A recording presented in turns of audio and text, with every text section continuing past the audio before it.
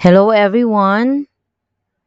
Good evening to our dear visitors from the division office.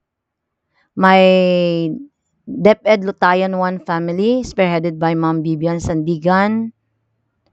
To all the visitors present tonight, retired teachers, friends, ladies and gentlemen, and most especially the star of the night, our retiree, Ma'am Adelia Guanga, together with her family. Maayong gabi sa aton nga tanan. First, I want to extend my sincerest apology for not being able to join you in this very meaningful celebration of Mom Adelia Guanga's retirement. On my way to school, I met an unexpected accident, but by God's grace, I am safe. Still, I need to rest and recover.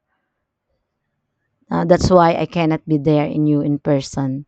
But even though I am absent physically, my heart and thoughts are with all of you, especially with our dear colleague, Ma'am Adelia Guanga.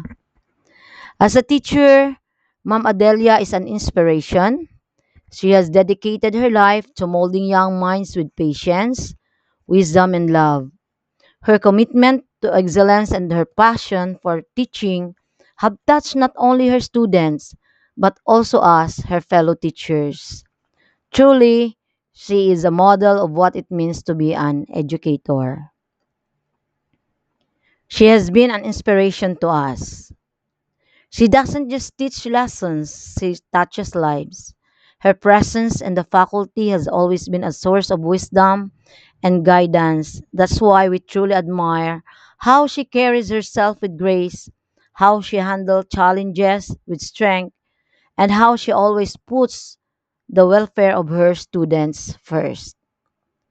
That is for 29 dedicated years. Ayaw pa nga niya sana mag-retire. Kayang-kaya niya pa talaga. She is really able. And as a friend naman, Ma'am Adelia is someone who makes you feel valued and cared for. She listens, she understands, and she never fails to share laughter and joy even in the challenging times. Our moments of friendship will always be close to my heart. And as a friend, Ma'am Adelia is someone who is ready to listen, to share a laugh, and give an encouragement. She is the kind of friend who makes every burden lighter and every success more meaningful because she celebrates with you wholeheartedly.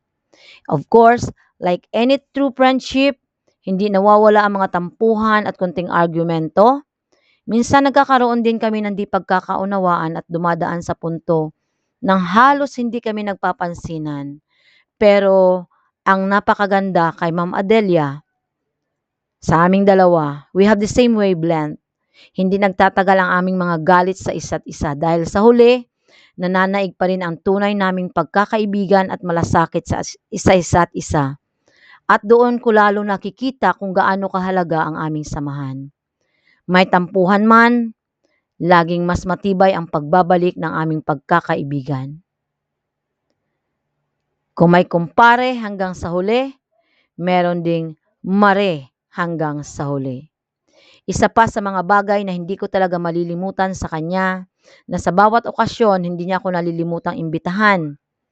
Ang pakiramdam ko para akong kanyang tunay na kapamilya at syempre, hindi talaga nawawala ang pabaon. Lagi akong may bring home pag uwi at ito ay simbolo ng kanyang malasakit at pagiging maalaga hindi lamang sa akin, sa aking mga apo, kundi sa lahat ng kanyang kaibigan. Ma'am Adelia, congratulations on reaching this milestone. Retirement is not an end, but the beginning of a new chapter. A chapter filled with well-deserved rest, peace, and happiness with your loved ones. And as you step into this new season, may you always be guided by God's promise. Commit to the Lord whatever you do, and He will always establish your plans. That's from Proverbs 16:3. On behalf of your friends and colleagues, thank you for your love, dedication, and friendship.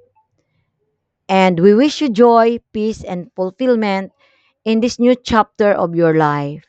From the bottom of our hearts, Thank you for being a wonderful colleague and friend. God bless you always. We love you.